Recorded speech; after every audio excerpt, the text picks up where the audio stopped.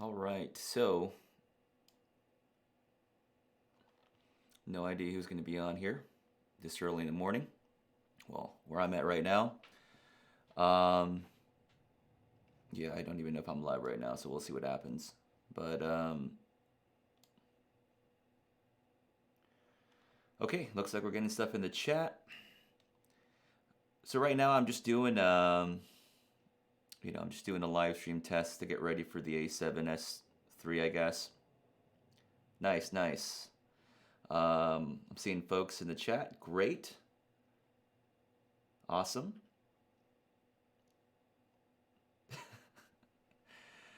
I'm a little worried. Like, I don't know if you've been following the videos. My my internet's gonna start crapping out in about 30 minutes or so, but the live stream starts an hour earlier during the same time frame, so we should be good. And so I'm just kind of running the internet right now and see how the live stream's looking or something like that, or if I switch over and show like a video or something like that, if you can hear the audio. So I'm just playing this is just audio from the FX9, and I'm just trying to make sure that that audio is coming through to get ready for the live stream on Tuesday. Audio is very low. Are you saying, can you clarify if it's my audio that's really low right now, or let me know. Thanks.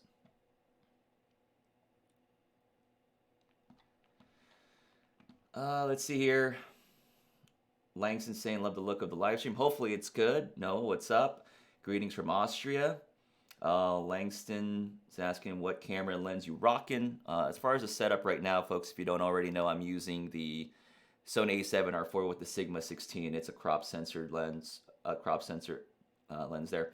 Otto Garcia, what's up? I'm just getting ready for the live stream for next week. Let's see here. When is the announcement? It's going to be next week on Tuesday, 7 a.m. Pacific Standard Time on my end here. But yeah, I'm just trying to get ready for the actual live stream. Okay, cool. Okay, so my audio is really low right now. Let me see if I can boost it up or something. Check, check, mic check. 1 2 1 2. I don't know. I think I'm just gonna have to talk louder, but I'm just worried it's gonna be too loud. All right, but if it's looking okay for you, that's a good sign. Mal Rodriguez, thanks for the $5 super chat. I appreciate it. How are all of you doing? Are you guys excited about the A7S III? It's been kind of an up and down roller coaster lately. I guess in this little stream chat, kind of do a quick take on the whole images on the new Sony a7S III. I'm guessing you guys have already sort of heard about what's going on with that. Again, if you're just joining right now, this is not the actual announcement. This is just me getting ready for the announcement. For the actual thing happening next week. I'm just trying to get ready for it, kind of see how well my internet's holding up. But I was mentioning in my videos, if you didn't catch it already, that, like I said, the Alpha Rumors site already knows what's going on, at this stage of the game, and we're just getting that trickle information going on. So that's what's going on here. We got that top record button. We got the fully articulating screen. That's great. I was just when this was happening, I was just saying, why can't we have the articulating screen? It's in a full frame body. It's going to be actually nice for a first time to see that. The top record button, like I mentioned, I didn't really care much for that, whether it was on the top or wherever that they were going to place that top record button. I mean, you could repurpose the buttons and customize it, so it wasn't a big deal. But in the video that I just released, there was some rumors that popped up talking about from Source One, and Source One was mentioning that top record button for the shutter. And so that's the reason why I was feeling that we're going to probably see at least the 4K 120 FPS, which I think is a must at this point for the camera. Whether RAW is a situation for it, we don't know yet. So, all right, let's see. Leo saying, I'm waiting for the A7 IV. What would be really cool is if they decide to announce the A7 IV with the A7S III. I mean, that'd be great. And they showcase very similar video features. I think that's going to be a pretty interesting one. Matthew saying hello from Indonesia. Let's see here. Wayne saying APS-C is absolutely dead. Some people are saying it's a little too loud now. I'm working on it, folks. I'm working on it. Right now, I'm just on the chat. I bought a Blackmagic Pocket Cinema camera while waiting for the a7 III. Now I'm kind of addicted to Blackmagic RAW. You know, Langston, I finally checked out some Blackmagic RAW footage, and man, I really like the RAW stuff, man. It's so nice, the latitude.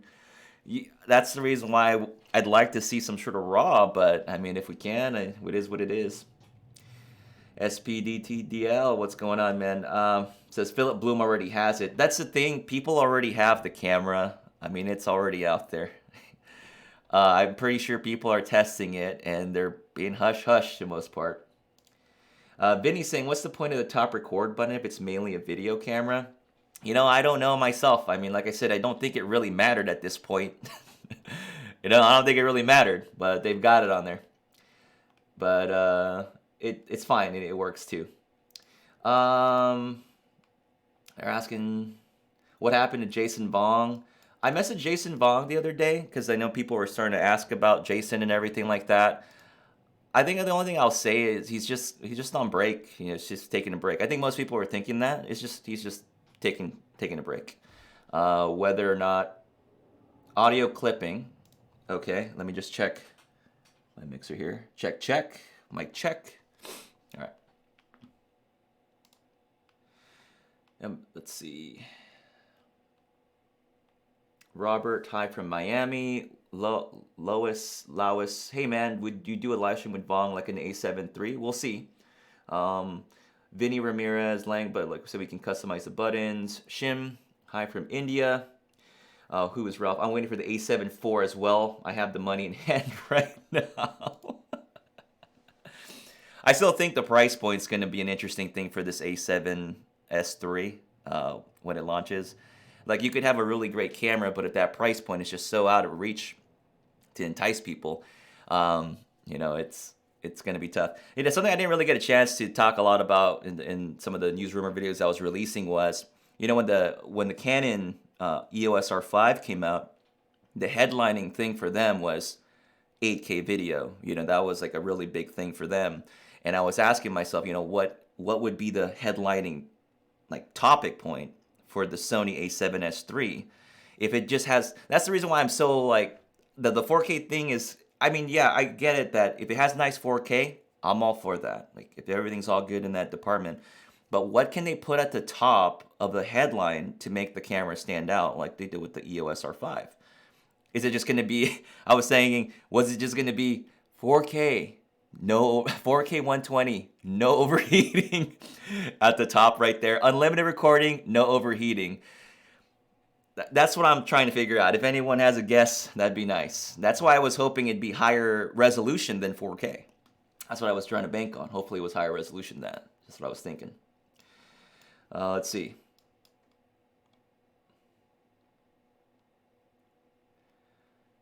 When are they gonna? Sony Alpha is saying a7S III is going to list for nearly $4,500.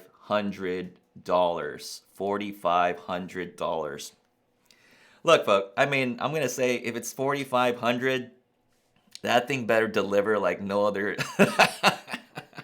That thing better deliver. Like, that thing better be some crazy stuff in that camera at this point. I would like for it, if it's 4,500, I'm expecting more than 4K at that point.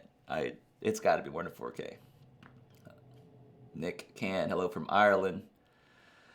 Let's see.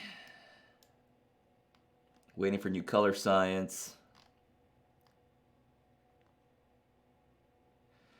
Lanx is asking if anyone's used the Venice color science. Yeah, that's a good point. You know, I mean, I've just been looking at some videos with regards to that color science. It looks nice. You know, I like the look of that's going for. I'm just like the bit rate, the 10-bit 422, just more latitude in the editing. It's going to be important for that camera.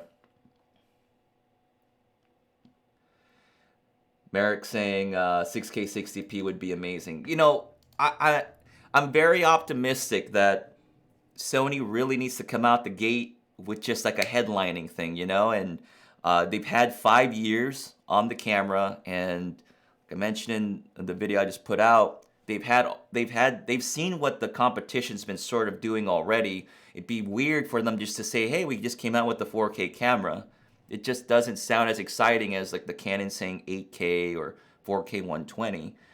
Um, the 6K seems like it should be something they should be able to offer for people. Granted, you're already seeing other mirrorless bodies and Blackmagic Pocket 6K, S1H doing 6K. The 1DX Mark III was doing some sort of like 5.9K.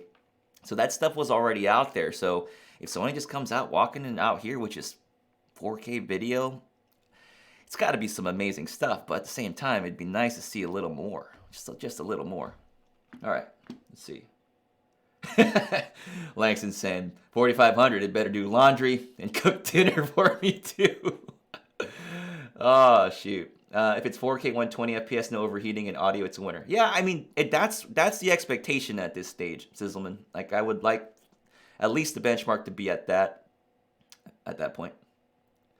Lemont saying 4,500 makes you want to look at Canon.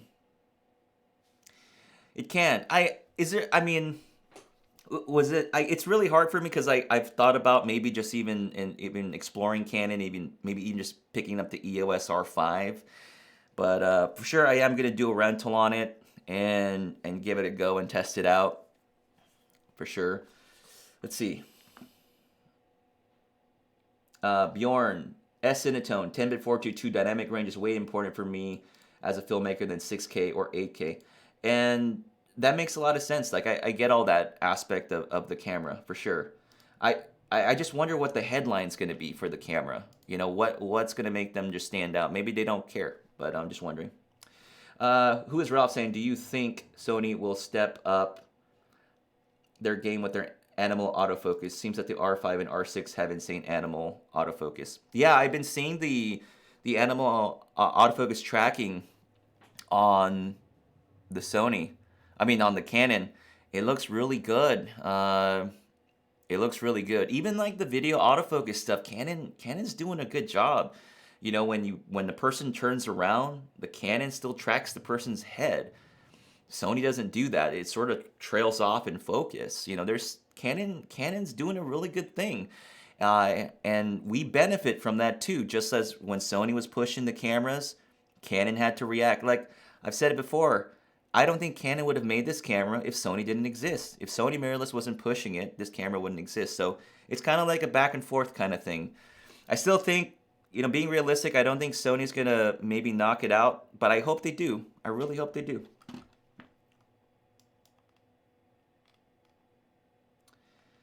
Julius, what's up?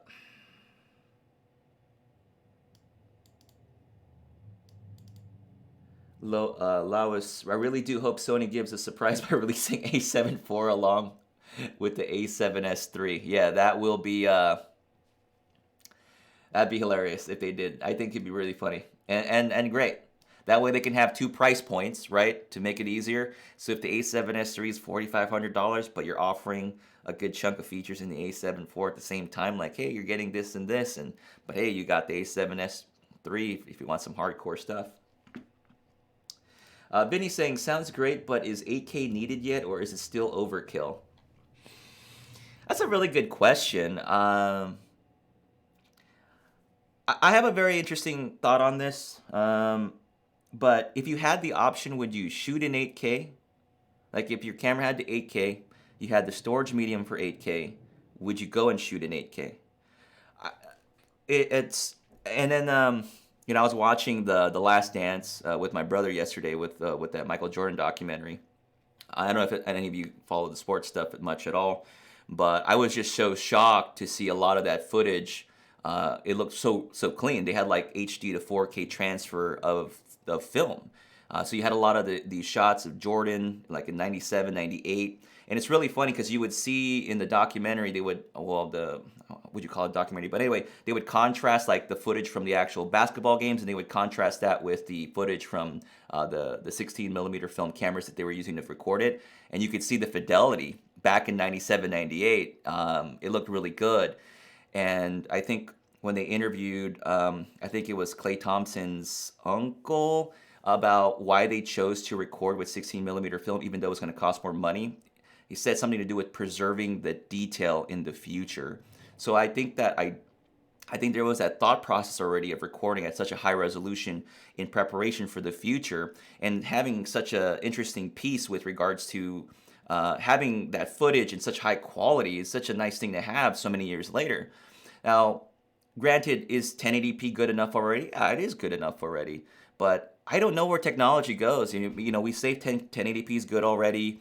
We're saying 4K is a little bit too much already, but where might things be 5 to 10 years from now, maybe even 20 years from now, where we go back and we're like, man, the resolution just wasn't good enough. I know there's some science behind it and what's the best resolution resolve, or what we all need, but I don't know. If we can do it, why not? You know, that's my perspective on it. Navi is saying, is it just me or the leaked image has the metal plate behind the screen to fix heat transfer? Let's go ahead and take a gander at that really quick. Let's see. You know, something I was looking at here was really strange, was that they kind of hid the text on the back of the camera on these two images here. But it looks like there's something there. I don't know. It doesn't, maybe not, but that'd be interesting.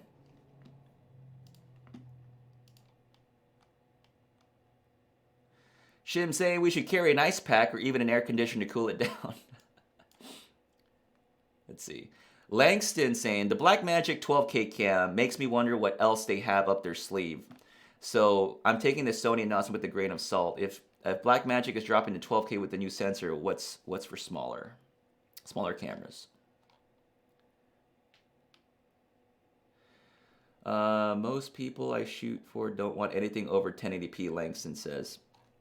I mean, hey, they don't know anything else, right? I mean, that if they're happy with it, it's cool.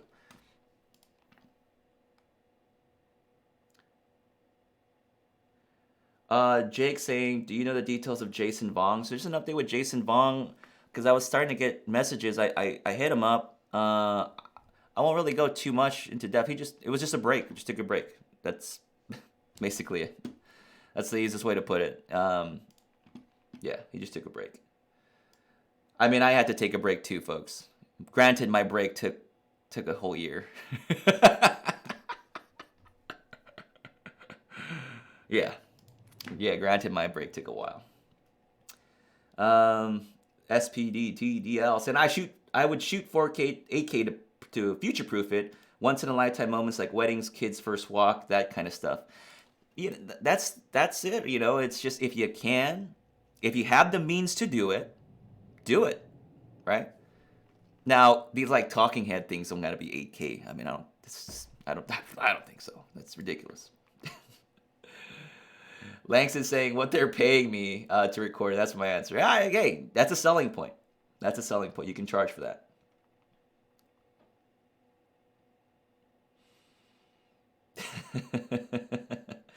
Finney saying, let the man take a vacation. Wayne saying, I have the R5 pre-ordered, in my honest opinion, the best hybrid on the market currently, but I'll happily cancel my pre-order to stay on Sony if the A7SIII turns out to be king. For me right now, I'm just saying, you know, I just have to accept the fact that if Sony loses this round, they lose this round, and we just have to wait for the next iteration. I mean, that's what it is. Canon really wasn't holding any punches, man. I think Canon was probably tired of being made fun of for a while. Because that jump from the EOS R, I don't know if you guys noticed this too. It's like when Canon went from EOS R to EOS R5, if you just compare what the two cameras do from one camera to the other, it's like a completely different Canon, right? It's so out there.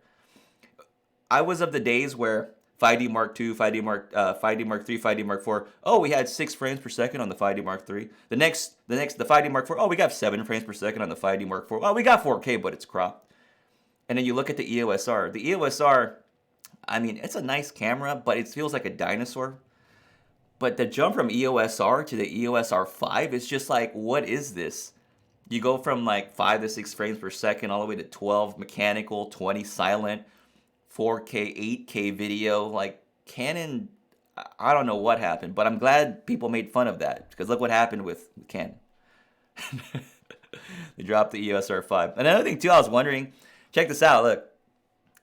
The EOS R5 is not their 1D flagship. What's their 1D flagship mirrorless camera going to look like? Granted, the Olympics has been postponed till next year, right? It'd be interesting for Canon to get their 400 mirrorless, their 600 mirrorless lens, and have something out for the Olympics for next year. It gives them another year. And what's that 1D mirrorless camera going to look like? I mean, if you look at whatever they're doing already with the EOS R5, what's that going to have? That's going to be a pretty sick camera.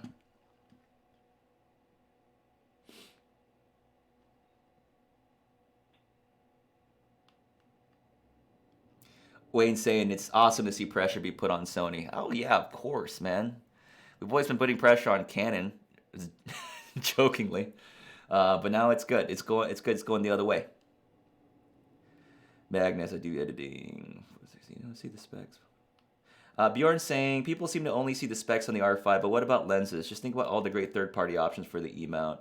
I would still buy the A7S III just to keep my light Tamron zooms. Yeah, those zooms are really nice. The zooms are really nice on the Tamron. I mean, could you also think too on the R5, the EF? There's a lot of lenses that you can adapt onto the R5 system. I mean, there's a lot. So, in the works media for us freelancers, 4K is plenty. People to worry too much about resolution and pixels. Keep creating. Always agree with that. Let's see.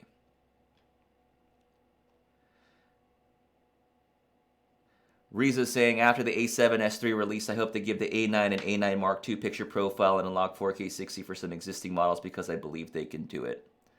I wonder if that's the case. Maybe they just can't.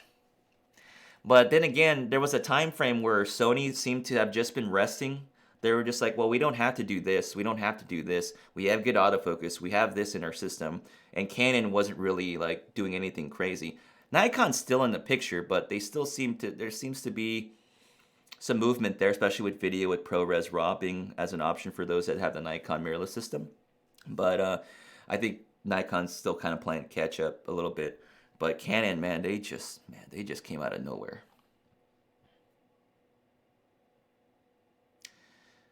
A SPD TDL A7R4 is getting locked shutter lens change and 4K 6.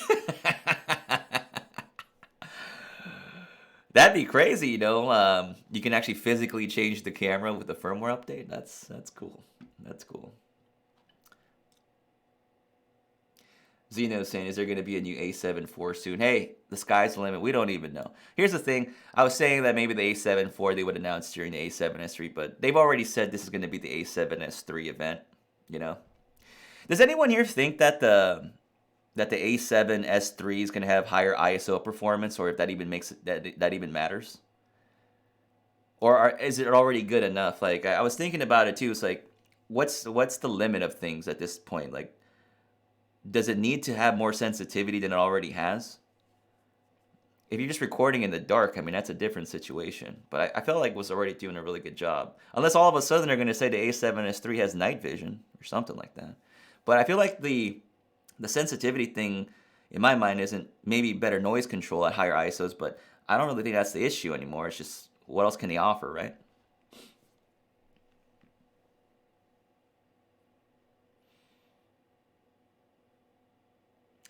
Langston say, remember when Sony said 4K 60 was easy, yet never made it available? Pepperidge Farm remembers. Magnus is saying, high ISO doesn't matter. I mean, the high ISO is good already. I mean, if it's a dark scene, gotta light the scene, right?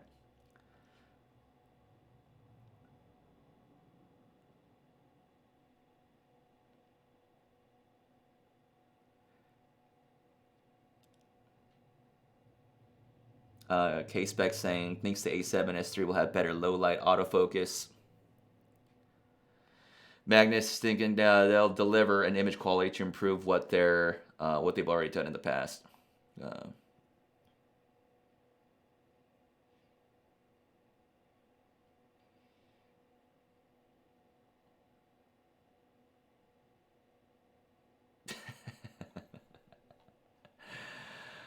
All right. Well, I'm glad the internet's holding up to some degree. It's already at this point 8:23, where I'm at Pacific Standard Time. The launch announcement is 7 a.m. Pacific Standard Time, so it looks like my internet's gonna hold up.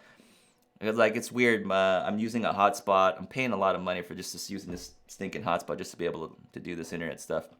But be able to do the live stream at 7. I think I'll be good to go. I'll probably be on for about another minute or so, folks. Yeah, I really appreciate you guys joining the live stream.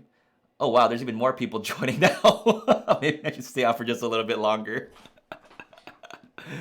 Well, if you're just joining us, hi. Welcome to my live stream test. We're just trying to get ready for the Sony a7S III live stream event. That's going to happen on Tuesday.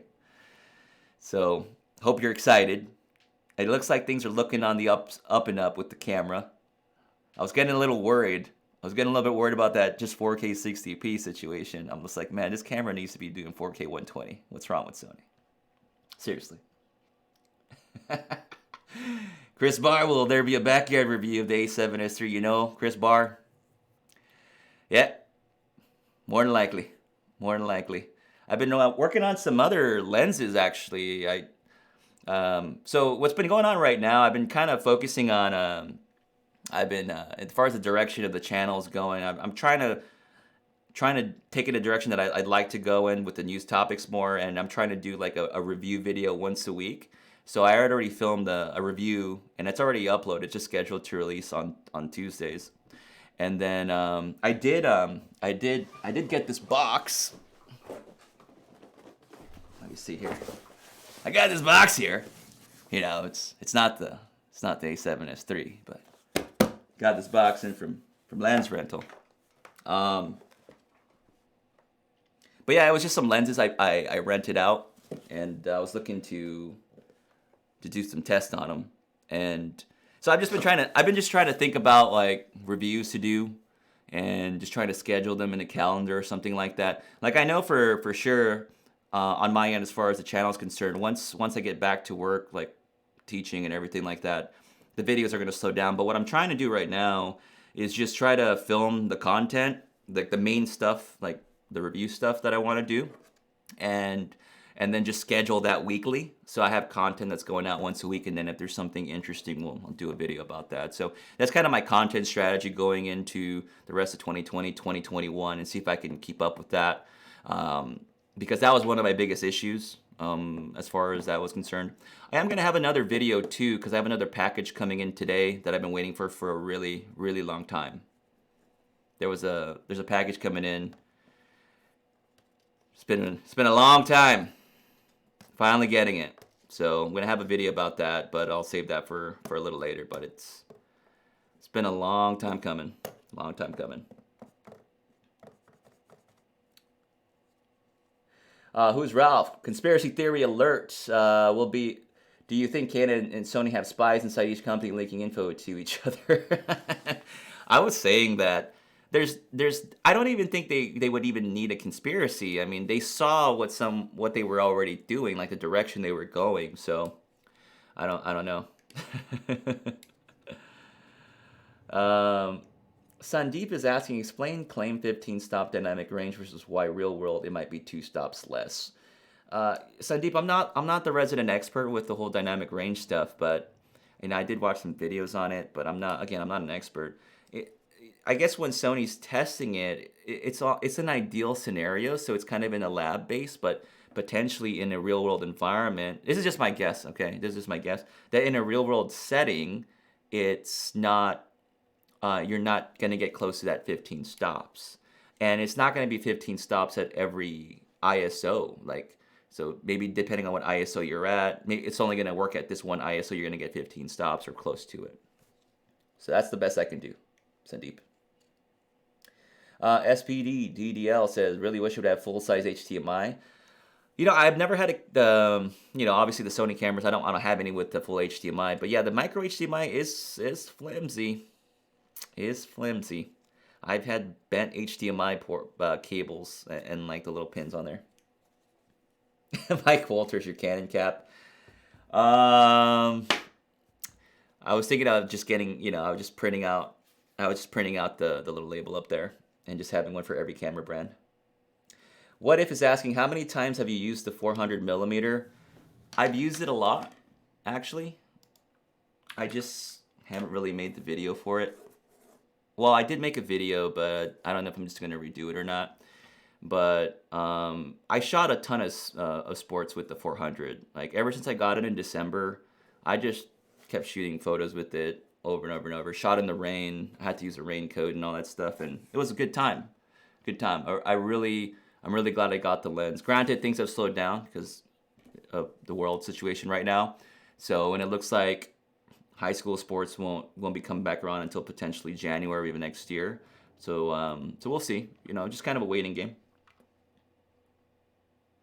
Chris Barr, our schools are out until after Christmas break doing schools at home. Yeah. We're where I'm at, we're about same situation right now. Right now, it's going to be,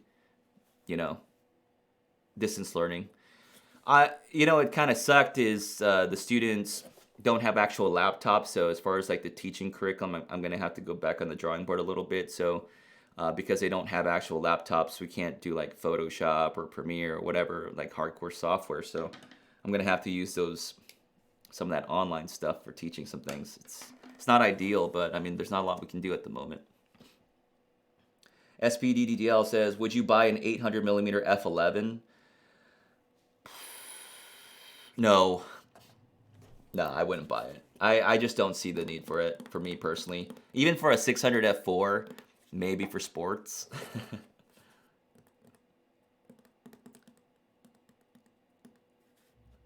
Navi's like, Sony a7 III will have internal 1 terabyte SSD for infinite buffer. That'd be nice. I've never had any problems with the A9 buffer, so I've been good with that. Something I am curious too, that is the 20, have you heard if whether or not on the EOS R5 or R6 are all the lenses able to shoot at 20 frames per second? Or is it just restricted to RF lenses, or are there certain RF lenses that can't do it? Because from what I understand too from Sony's side, only certain Sony lenses can do 20 frames per second. So that was something that crossed my mind too.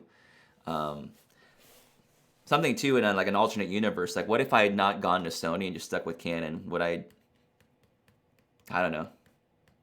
Canon took a long time, man. Canon took a while. A7S III equals night vision device. Yep, I agree.